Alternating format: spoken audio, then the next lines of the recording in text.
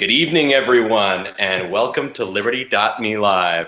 I'm your host tonight, Mike Reid, and we're here with Walter Block. Now, Walter Block, if you don't know, professors at Loyola University, and he's probably the most prolific Liberty academic today. The number of journal articles he's produced on fields of economics and law and libertarian theory is truly astounding. And I've always known that. It's kind of legendary, but I recently heard that the number is now approaching 500. Is that right, Walter? Correct. What are you at now? 490, 495? Oh, maybe 480, something like that. Oh, you still got a ways to go. So how long does it normally take you to do 20 more articles? About a year. I do about 20 a year. About 20. So we've still got a ways to, we could have a celebration. We should have a special episode for your 500th article. Well, in about a year from now. Okay, excellent. Now, Walter is also the author of Defending the Undefendable and Defending the Undefendable 2, Freedom in All Realms. Now, earlier today, Walter and I were talking, and he explained to me that he was getting lots of friend requests on Liberty.me. And he said, I think just in passing, he said, I want to be friends with everyone, you know, in the jovial Walter Block way. And I've been thinking, ooh, let's oblige him, shall we? So here's the URL, everyone. I'm just going to put that in the chat. Here's the URL for Walter Block. That's where you can go there. There's a little green button. There's his face on the left, a little green button that says send friend requests. And you can be Walter Block's friend too. I want to send him a landslide of friend requests. And then I'm going to unlock it and let him actually respond to the whole landslide tomorrow morning. And in fact, at the end of tonight's show, I'm going to use this 6-sided die to randomly select one of the top 6 people who has most recently made a friend request to Walter on Liberty.me and also told me they're doing so. So if you go and do this right now, and I encourage you to do so, tell me in the chat that you're doing it so I can keep track and I can put you on my 6-sided die. And that person, the lucky winner, I will send them a print edition copy of Defending the Undefendable or Defending the Undefendable 2, Winner's Choice. Okay, folks, so this is this question and answers show is what I call a crowdsourced interview. That means Walter and I talk, but I get a lot of the questions from other people. And today, this time, I've been soliciting questions for a few days now, like over the weekend. And I want to start with one from Ferg Hodgson. Walter, do you know Ferg Hodgson? Yes. He's an old buddy of mine. He came to several seminars of mine in New Orleans. Very nice fellow. Yeah, and he has since been working for Pan Am Post. I mean, he's the main guy organizing and imagining Pan Am Post, which is a great news organization doing lots of coverage, especially of Latin America from a liberty perspective. Wonderful site, panampost.com. So Ferg's question is this: what does Walter think after devoting his entire adult life to the cause? Is the battle of ideas really what changes outcomes? Is the battle of ideas what? Really what changes outcomes? Well, I think so. You know, they say the pen is mightier than the sword, and you know the pen is, I don't know how big, 6 inches long or something, 5 inches long. Some pens are larger than others. And and the sword is 3 feet. So you think that if it came to a battle between a pen, let me get a pen here, I'll start dueling with a pen, and somebody else has got a sword, that the sword is going to win. But I think the point is that the pen determines in which direction the sword is pointing. So it's not really a fair fight. The pen wins every time, because how does the swordsman know which direction to point his sword other than through ideas? So I think, my man Keynes, John Maynard Keynes, he and I are buddies, and he said something to the effect that economists and everyone else is in the thrall of scribblers from 100 years ago, whether we know it or not. Well, scribblers are people with ideas. So yes, I think ideas are absolutely crucial. Now, it's also important how you articulate the ideas, whether you do it in a good way or a bad way, and are you clear? But ideas are crucial. I mean, let's take Donald Trump right now.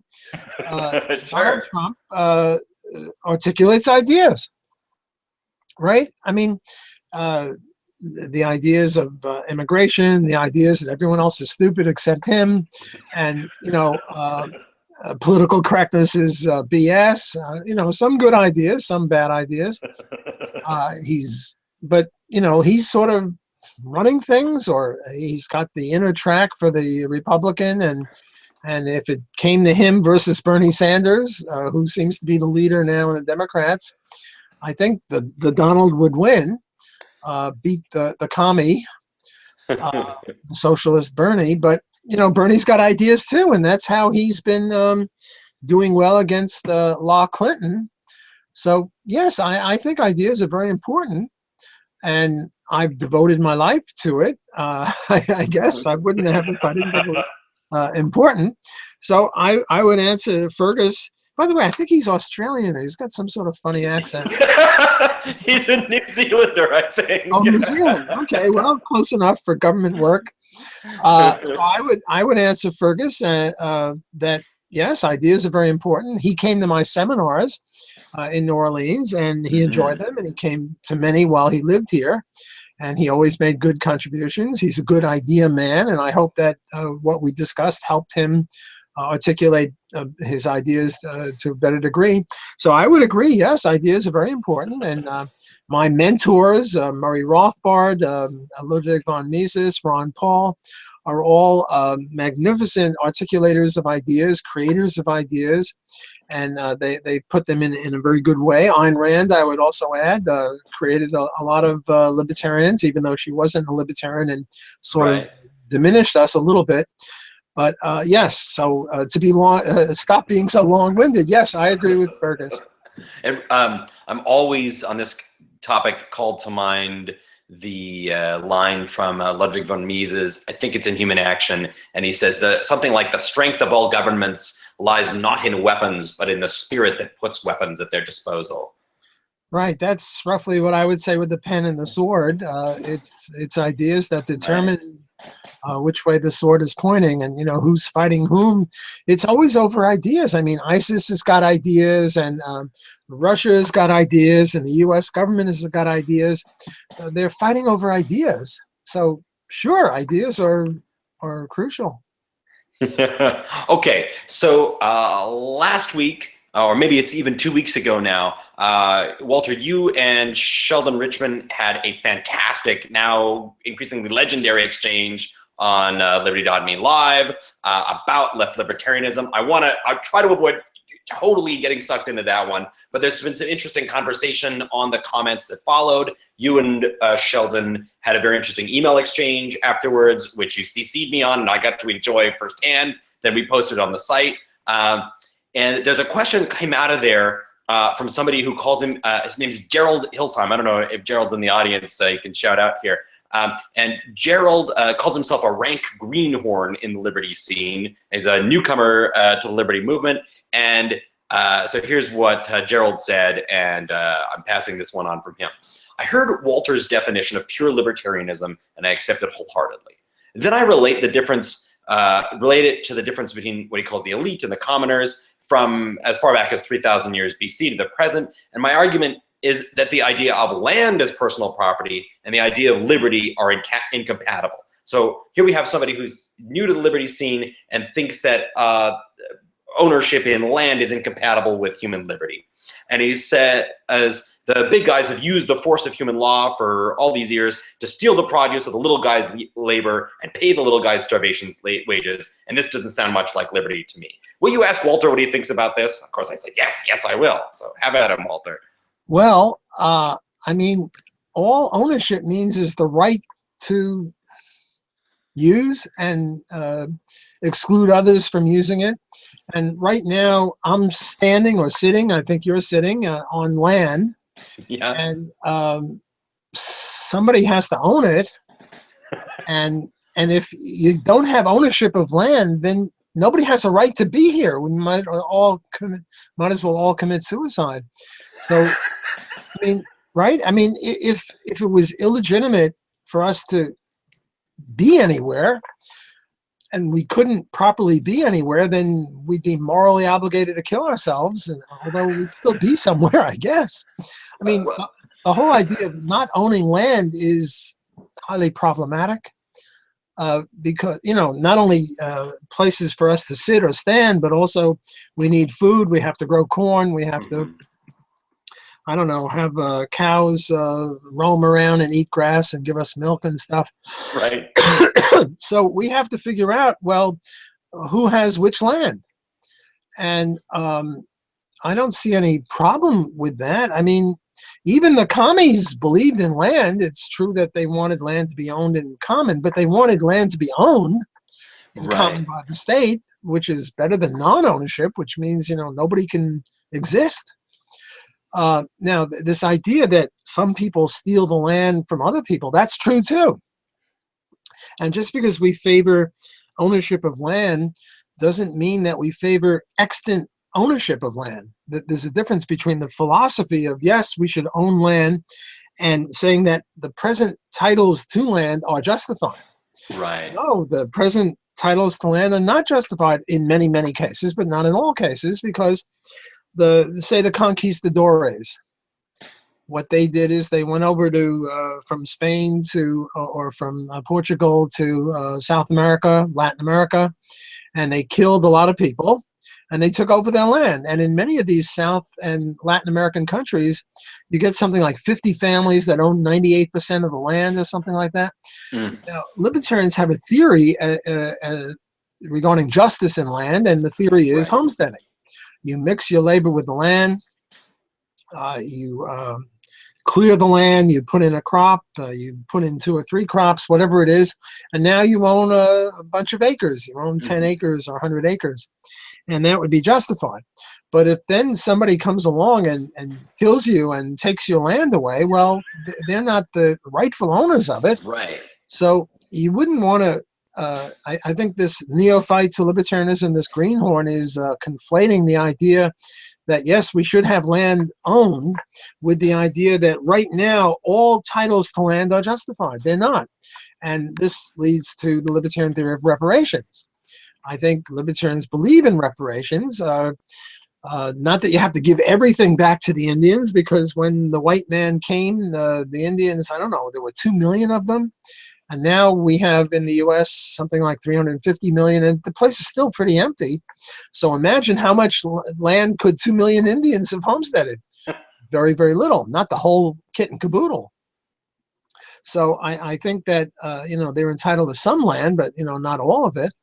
And in South and Latin America, the families that are heirs of the conquistadores don't have legitimate land titles to all that land. That they might have some title to some land, but some legitimate title to some land, but not the whole country, or virtually the whole country, for 30 or 50 or 80 or 100 families. So I hope that answers the question, that we do favor land ownership, but the land ownership should be based on homesteading and voluntary trade and gifts and gambling and things like that, not conquest. And if there is conquest, well, then there's stolen land, and anything stolen, it should be given back to the victims. And if the victim is dead, then to the heirs of the victims, because we presume that the victims would have given it to their kids and their grandchildren, and they should have it. Great. Okay, so I think that's a really systematic response to Gerald's approach. But now you've touched on something that I'm really fascinated about. So I get to use my host's privilege to ask a follow-up question about this. And I'm really interested in the intricacies of homesteading ideas and as they relate to the ways people actually use land. So, I mean, at the time of European arrival in what's now the United States and Canada, at least, some people are agricultural people, and it's pretty clear that they're homesteading the land in ways that make sense from a Lockean point of view. You show up at Six Nations areas around the Great Lakes, people are farming. It's pretty clear that they're farming land. You can see how it is. But in other places, people are nomadic, hunting and gathering. They make a lodge. They make a building in this place or that place, but they're claiming access to a large amount of territory where they're not kind of fencing it off in some way. I've always thought the solution here is to do with Murray Rothbard's concept of the relevant technological unit, that you homestead as much land as kind of you have mixed your labor with, and as makes sense for your system of production. Are you with me there? Oh, yes, yes, yes. I'm a fan of Murray, and certainly I'm a fan of the technological unit. In my most recent book on oceans and rivers and lakes, why we should privatize and own them, I got into a little hassle with my co-author, and we had one chapter where we debated each other. And I took exactly this point, that you have to be careful of the technological unit. For example, maybe the Mississippi River is a technological unit, and you shouldn't have 10 different people owning bits of it because it's a technological unit. So I'm certainly on board with your very incisive point to bring up Murray's thing about a technological unit. But here, I don't think it's so much the technological unit, although it does arrive, because what Murray said is that eastern Mississippi, the way people homesteaded land was in plots of 160 acres. Because 160 acres was sort of all that one person or a small family, mother, father, and 2 kids could homestead with a horse or a plow or whatever they had in the early days. And then the government made a mistake west of the Mississippi, saying, well, since most land ownership was in plots of 160, west of the Mississippi, it should also be 160. And what Murray would say is, west of the Mississippi, it's much more arid, not as fertile.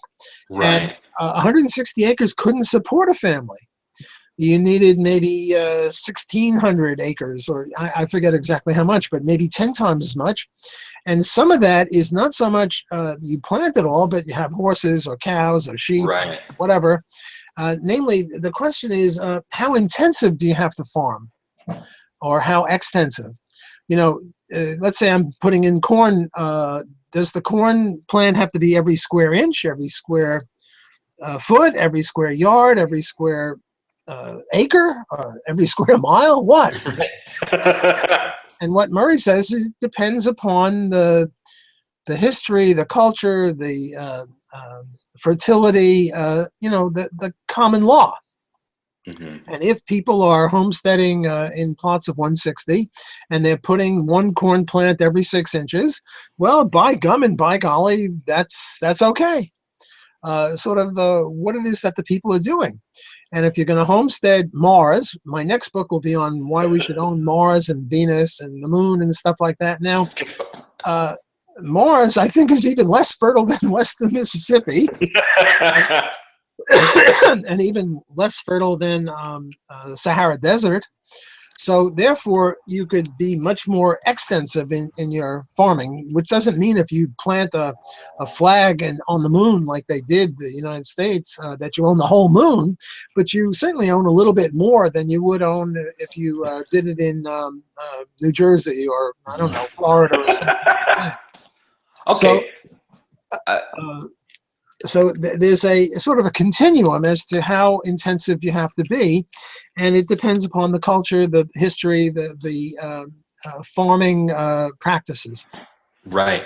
And so it seems to me, based on my admittedly limited knowledge of the way Native American hunting and nomadic practices were throughout the Americas, seems like that 2 million or maybe it's 20 million indigenous inhabitants would have homesteaded a huge amount of what's now North America, in that they were traveling over it. That would be a family's territory, might be 10,000 or 100,000 acres as part of, because that was their relevant technological unit. They weren't farming, but they were hunting, building shelters. Well, the way I understand the Indian tribes, they had a southern home and then a northern home. And in the summer they'd go north, and in the winter they'd go south.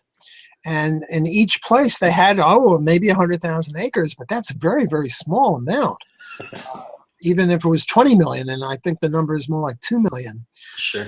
So I think they own maybe, 100 square miles in the south and 100 square miles in the north, and a road between the two so they can get back and forth. And the road is, 100 yards wide or maybe a quarter mile wide, because they wouldn't travel single file. But I think that the whole idea that if you believe in reparations, you have to give the whole place back to the Indians, I think is totally wrong. I think that they farmed, or they didn't farm, but they hunted. They were nomadic.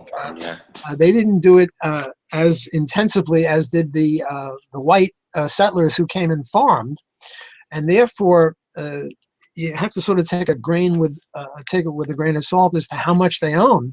See, if they're going to do it so extensively, then maybe they don't own every square inch that they ever traveled on. Maybe they only own half.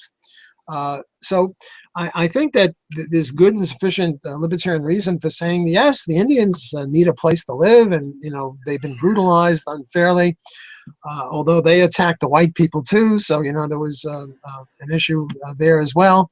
But to think that they own anything like the whole United States, I think is very wrong from a libertarian point of view.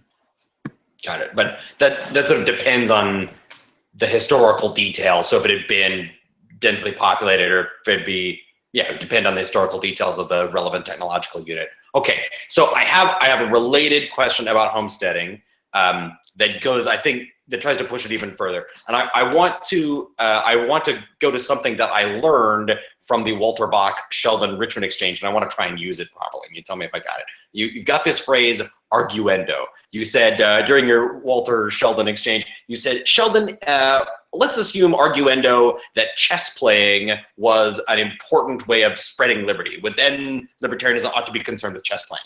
And so I think arguendo means just for the sake of the argument. Am I using it right so far? Precisely. Okay, so let's assume arguendo that I live near a mountain. It's a really big, beautiful, pristine mountain. And what I like about the mountain is that it's unaltered. I find it beautiful. I wake up every morning. I have a big sigh of wonder, and I enjoy the mountain because there's no campsites or anything on it. Nobody's mining it. Nobody's logging or anything. Let's say that and indeed it could be me and hundreds or thousands of other people who live around the mountain. We all really love the mountain. We enjoy it every morning. It's a big part of our subjective enjoyment in life. Do we get any ownership right in the mountain by deriving our enjoyment from it without altering it? Absolutely not. You get nothing. Now, this argument is usually not couched in terms of a mountain, but couched in terms of a nature preserve. Okay. But it's the same thing. Let's do the nature preserve or the mountain, because what you want is that mountain. You don't want it. You want it untouched, right? Right. You don't want to have to go in there and put in bathrooms or put in street lights or things like that. Okay. So how do you get to own stuff that you want to be untouched by human hands? Right. Now, my friend Michael Edelstein and I have an article on precisely that issue, and it's been published. And if anyone wants to see it, email me and say something like, I don't know, nature preserve and homesteading or something like that. Okay, so how does this work? There's one way to homestead, and that's to homestead with your own hands, physical hands, pulling the rocks out, knocking down a tree with a hatchet, and then putting seeds in there. Fine. But there's another way to homestead, and that's with cows. For example, if you have a bunch of cows and you let them stay on this field for a year, you can own that land even though you never went there. Let's say you just let them out there, you put a fence around it, and then you let your cows use it, and then the next year the grass has to grow, so you leave it fallow and you put all your cows over here, and then next year you go back, and let's say you have a square mile for each. I would say you own 2 square miles, and you may never have set your foot or your hand on any of that land, but you own the cows. Okay. And the cows did it for you. I didn't know you could delegate homesteading to your animals. I think so, yes. Because look, the way these Indians work, they may never have set foot on anything. They might have just been on horses as they rode, right? Well, the horses come later, but okay. I would say that if you have a bicycle and you ride around on a bicycle enough, you can still own it, even though you didn't touch it. You didn't mix your labor with it directly. You don't have to mix your labor with it directly. You can mix your labor with it indirectly. Now, the problem with letting cows loose on this virgin territory is that the cows will do their business, and and it'll not make it pristine anymore. Right. I can't just release the cows on my mountain and it will be different. They're going to eat all the beautiful grass I like to look at. And they'll leave cow manure, and it'll just it'll be a big mess. Okay. So what Michael and I said was, instead of homesteading cows and then setting off the cows, homestead the butterflies on this land. Get them with a net, grab the butterflies and the worms and whoever else is in there. Got it? And then put it back.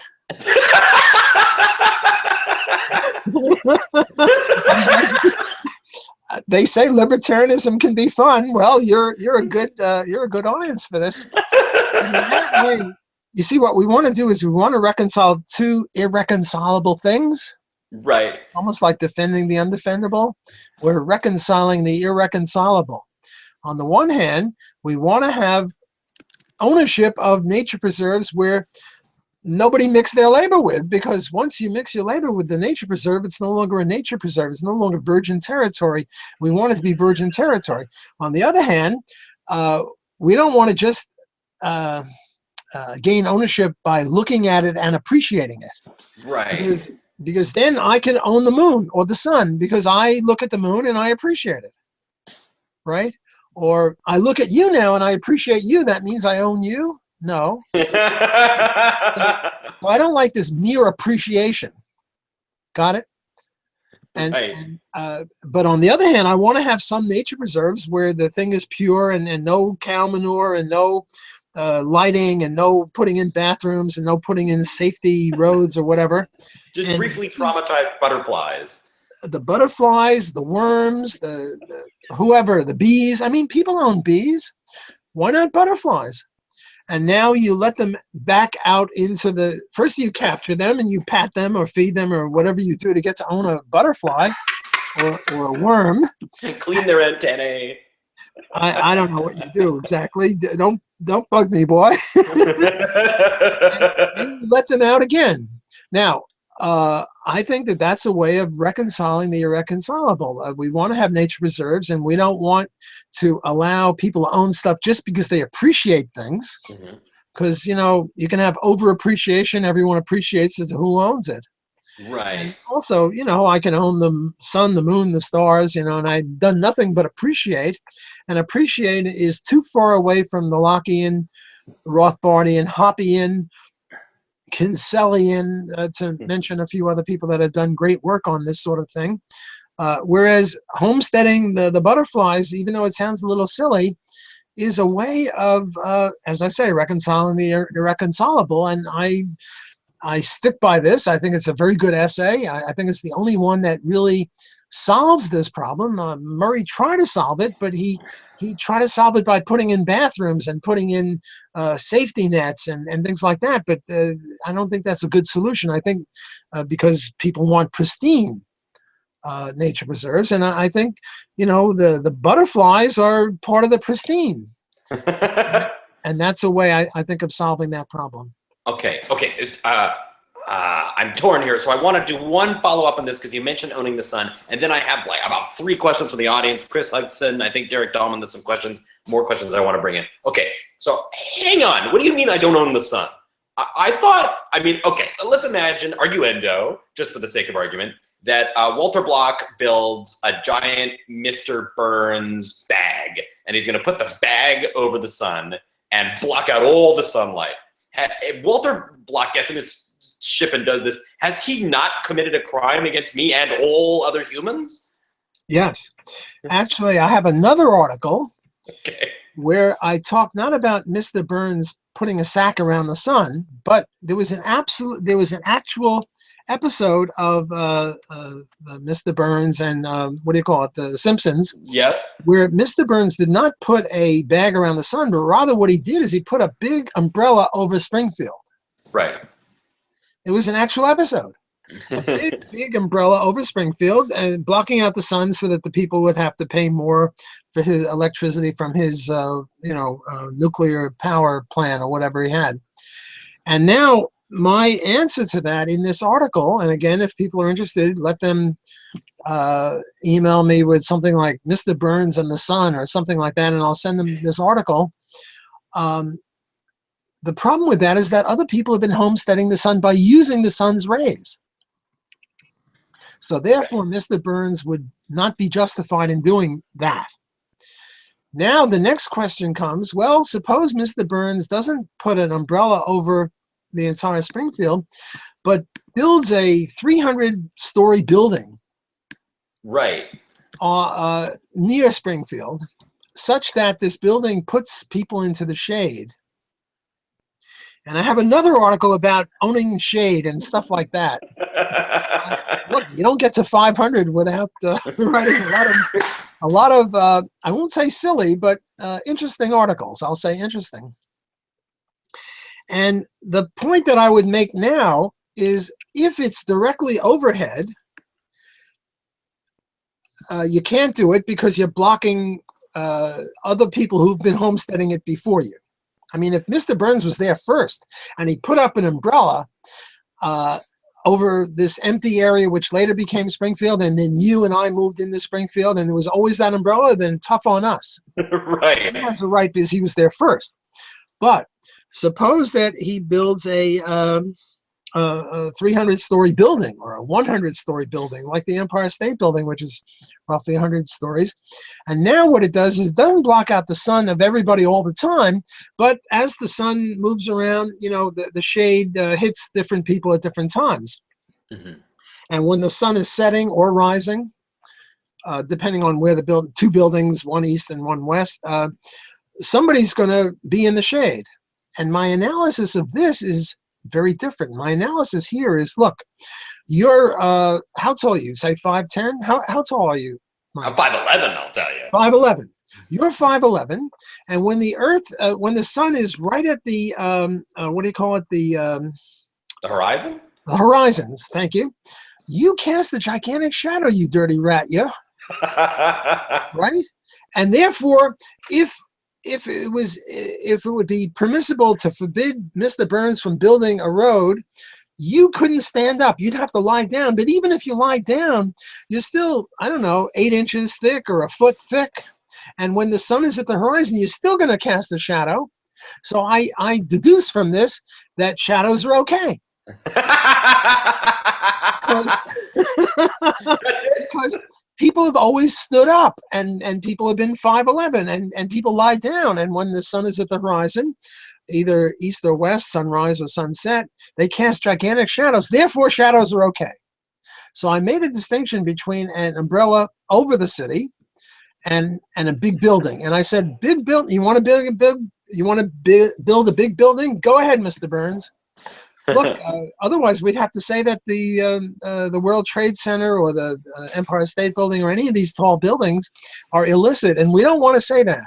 Right. So we have to come up with a theory as to why, and the theory is you're 5'11", you cast a gigantic shadow, and yet you have a right to do it because your grandfather did it and his grandfather did it. Namely, they stood up, and even if they lie down, they still cast a big shadow. So that would be my answer to that. That was an unexpected combination. You're a very appreciative audience. I'm trying to. Okay, so I have like a whole stack of questions here, and I'm going to go to one of the most recent, which is from Landon in the audience today. Hey, Landon, who has recently given you a friend request. You should know he is eligible for defending the undefendable. Landon asks, "What about oceans? I've been dreaming of whale ranching. Would it be sufficient for me to tag the whales and then could he just put like a microchip on a whale and release it back into the wild?" Absolutely, yes. That's See, it? Here we have the problem. It's called the tragedy of the commons. And what the tragedy of the commons is if you own something in common, you overuse it. Mm-hmm. The example I like to use on land, and I'll get to the whales in a second, and whales are just, I don't know, seagoing cows. I knew that would get you. You're in a giddy mood. They're nearly sentient. I don't know about this seagoing cow. Yes, yeah, they're just seagoing cows. consider the cow and the buffalo. The cow never went within 1,000,000 miles of extinction. The buffalo almost went extinct. It was endangered. Why? Because the cow were privately owned and the buffalo were never, or not never, but for a long time, not privately owned. And there was this movie, Dances with Wolves. Very good movie if you forget about your brain. It's sort of a lefty movie. So if you want to get into it, you have to forget about economics or, common sense. They were saying that the reason the buffalo were extinct is the white men would kill them. No, the Indians would kill them too because they weren't privately owned. The point is that if you kill a cow today, you don't have that cow tomorrow, and you would have had that cow tomorrow if you didn't kill it. Therefore, the cost to you of killing the cow today is a very high price than with a cow tomorrow that you would have had. Whereas with a buffalo, if you kill a buffalo today, you wouldn't have had it tomorrow because it'd be in the next county, because you couldn't own it.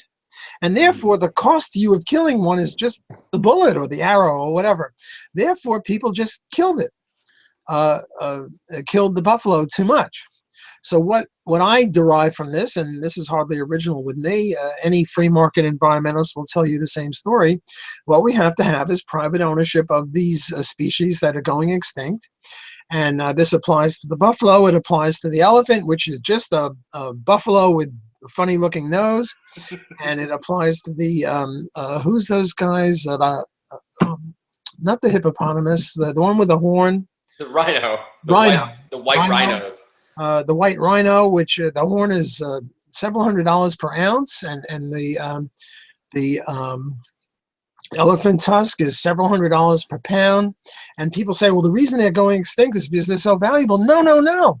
The reason they're going extinct is because they're not privately owned, and the key is to privately own them.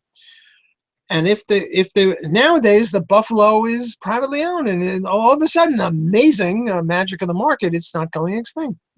So we should apply this to whales and fish.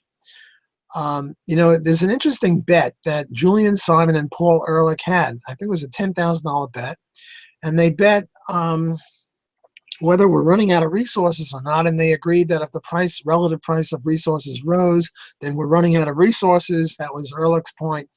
And Julian Simon, our guy, said, no, resource prices will fall, which shows that we're not running out of resources. Man's mind is the ultimate resource.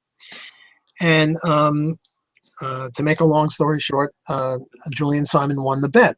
Whereupon Paul Ehrlich said, I'll make you another bet. Fish. The price of fish is going to rise because, human greed or some crap. And Julian Simon said, sure, I'll bet you, but we're not going to just consider ocean fish. We're going to consider farm fish too. And then Paul Ehrlich wisely said, oh, forget about the bet. The point is that in farm fish, you own the fish. Yeah. And I think like 99% of all the eggs come into being fish, whereas in the ocean, 1% of them or much lower percent become fish from the eggs. And the fish leave a lot of eggs, but most of them get lost. So if you have farm fish, and the lefty hippies hate the farm fish because, it's private and they want to have it run free, and then greed will take over and we have the tragedy of the commons. Well, this latest book that I'm telling you about, where we say we should privatize rivers, oceans, lakes, that would be an example. One of the reasons for this is that we're running out of whales. There was this science fiction thing. Where was that guy that went like this and had pointy? Yeah, it's Star Trek. Star Trek. I don't know what Star Trek. The Journey Home. Star Trek. The Journey Home. There's all the whales go extinct, and then the great whale mother from space comes, and she's very upset. Right. Precisely. For anybody who didn't see that movie. And our boys have to go back to the 19th century or the 20th century to bring some whales to the 22nd century. The reason the whales are going extinct is because they're not owned. So what we say is, to get back to your point, can you see the first way to own cows, because the cows would sort of mingle, was to brand them. Mm-hmm. Only when they had barbed wire, they didn't have enough wood and the wood wasn't strong enough. And then when they finally got barbed wire, then they didn't have to brand the cows anymore. I'm not sure whether they stopped, but they didn't have to. Whereas without the wires, the barbed wire, they had to. Well, putting in a chip in a whale would be like branding the whale. Barbed wire would be like owning the ocean. You know, if the Atlantic Ocean Corporation owned the Atlantic Ocean and put in, what do you call it, electrical fences, and started hurting those whales. See, right now the whales run free. They go here, they go there, just like the buffalo used to. It's anarchy, man. It's anarchy. Those whales have to go everywhere. We can't allow that. It's sort of like the buffalo, just running around wherever they wanted. Now, obviously, you can't keep a buffalo in a cell like they keep human beings in jail cells, 6x9. You have to give them a little room to move, and even the elephants, you can't give them, just 10x20. Elephants need a little place to roam around. But I don't think that the whales have to go all the way from North Arctic to the Antarctic. We can herd them. And I think, you see, right now, the oceans give us 1% of world GDP. It's hard to calculate that, but very little GDP.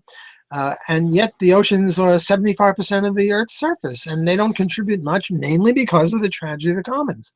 So this co-author of mine, Peter Nelson, he and I are writing a book saying not only should rivers and lakes and aquifers be privatized, but also the ocean. And one of the reasons for that is transportation and oil spills, but another reason is the whales. And not only the whales, but fish. Fish are an important part of human sustenance. So, right, although they're less sort of sympathetic characters than the whales. Yes, that's true. I got to tell you, Peter Nelson is in the audience, and he just shared with us the link to the spot on Liberty.me where everybody can go read the Homesteading and Nature Preserve article. So I'm just wow, Peter Nelson, my co-author, is on the audience. Wow. Well, that or someone very convincingly impersonating him. Oh well, okay, great. Hi, Peter. How's it going?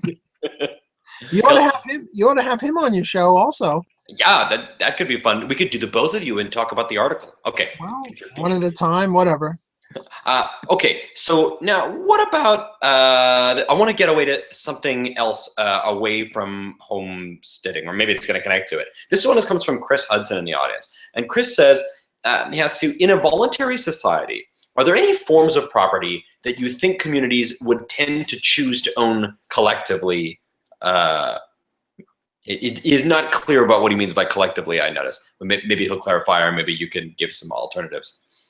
Sure. I mean, nothing wrong with collectivism, nothing wrong with collectivity, as long as it's voluntary. Look, I don't know how many people own shares in IBM.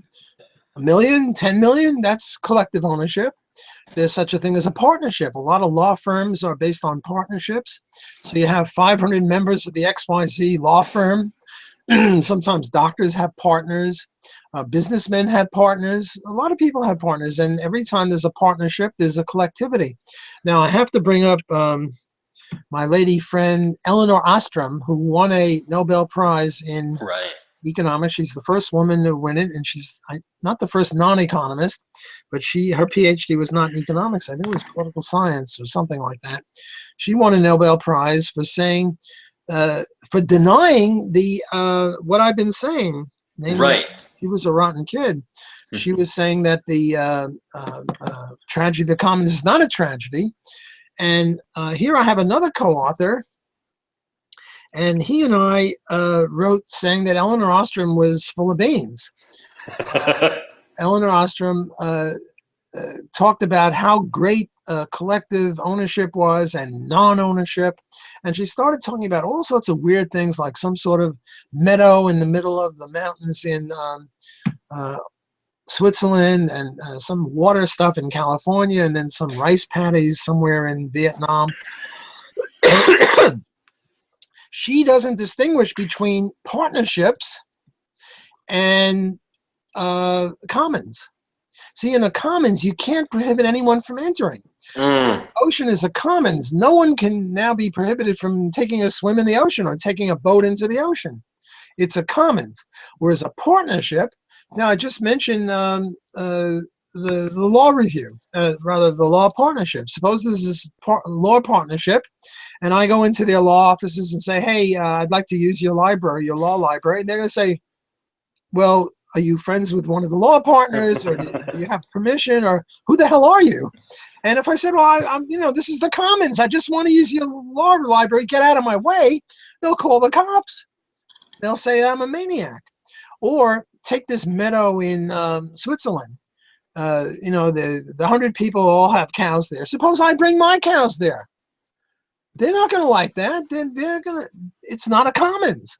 So Eleanor Ostrom, I was going to say brilliant lady, but she's not brilliant. She's an idiot. She's a moron because she can't make a very, and all the people who support her are, have problems intellectually because they don't distinguish between a very basic distinction, namely, is it voluntary or not? And in the commons, you can't preclude, you can't exclude anyone because it's owned by everyone. Whereas in a partnership, it's owned collectively, but you can exclude the non-partners.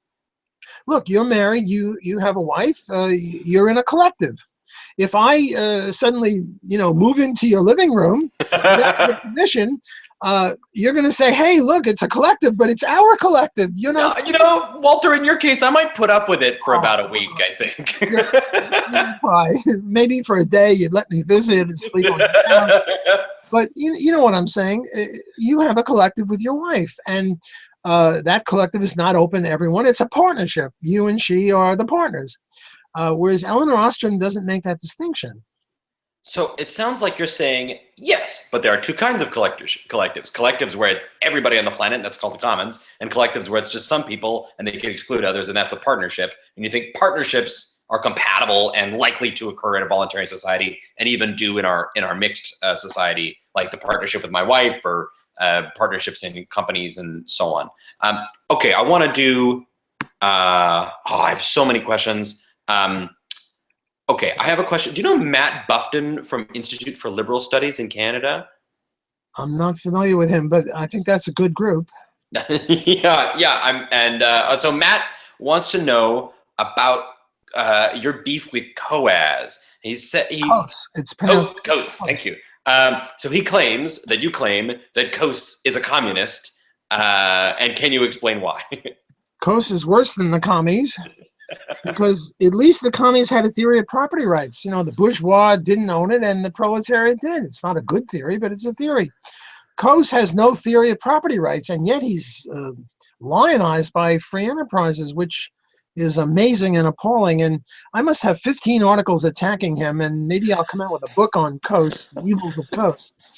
Now, what Coase does, and we've only got a few minutes left, and this is sort of a little more complicated, and you have a lot of questions, but I promised once a month I'll come on the show, so come back. And in a month we'll do the next batch of questions.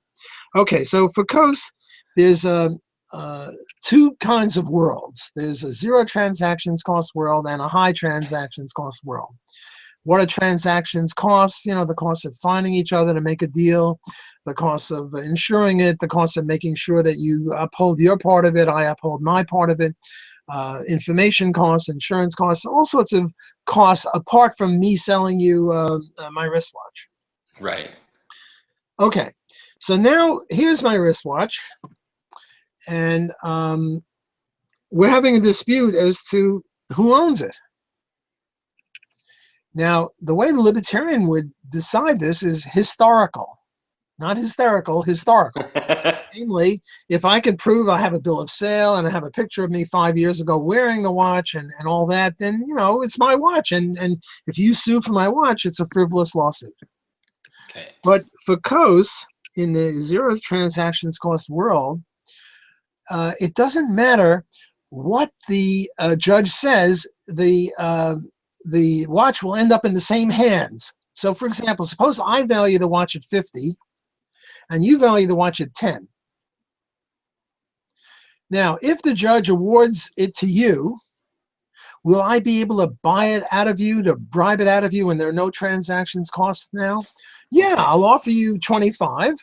You only value it at 10. The judge awards it to you, and I'll come to you and I'll say, hey, Mike, I'll buy that watch for 25, and you say, 25, I only value it at 10.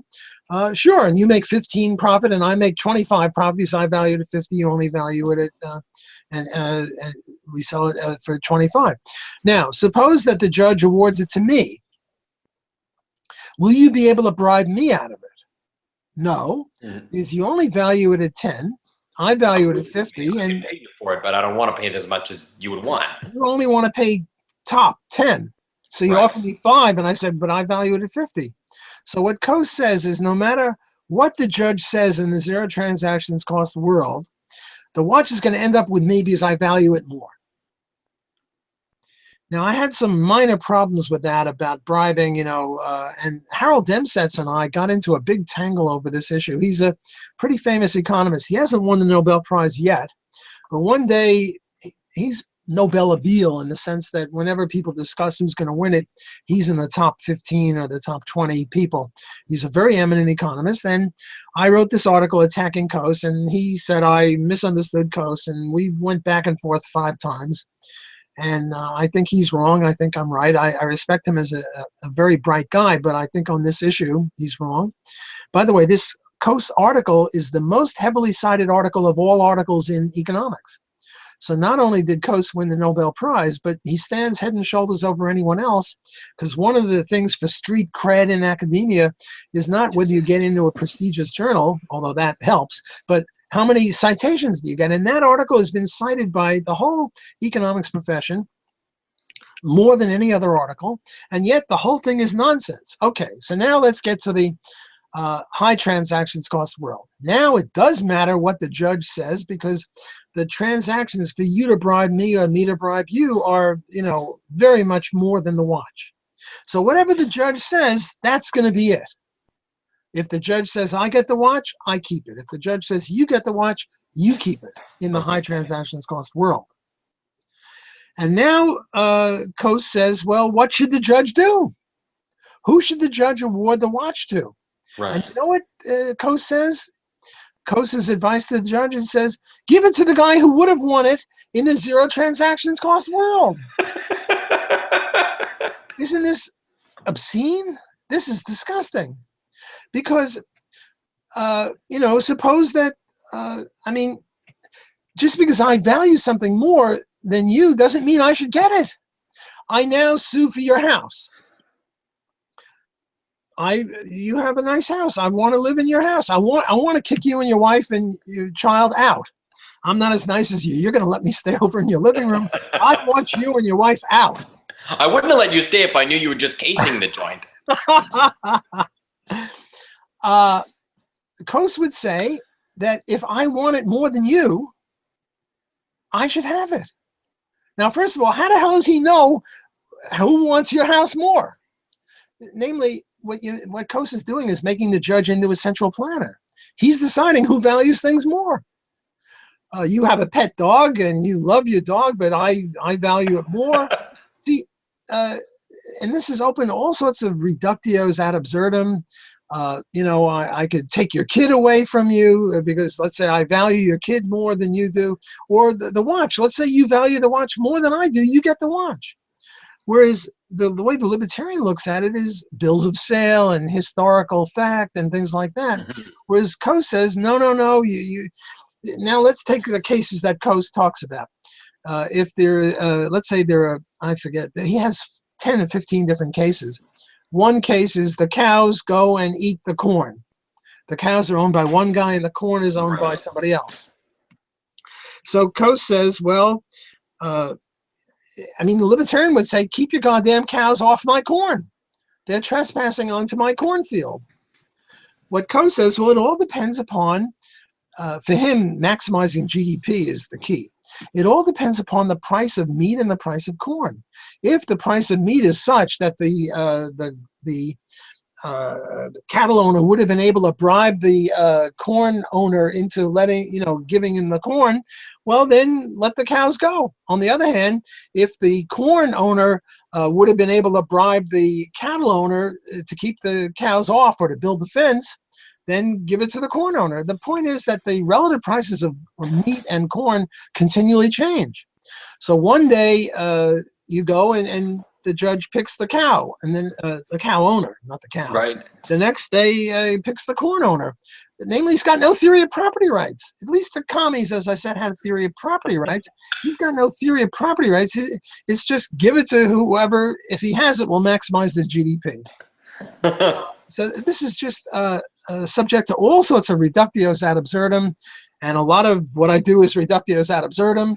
And people say, well, Coase never said that. And I say, well, that's what the point of a reductio ad absurdum is to take the logic of what he's saying and apply it to areas where he didn't apply it and show how ludicrous it is.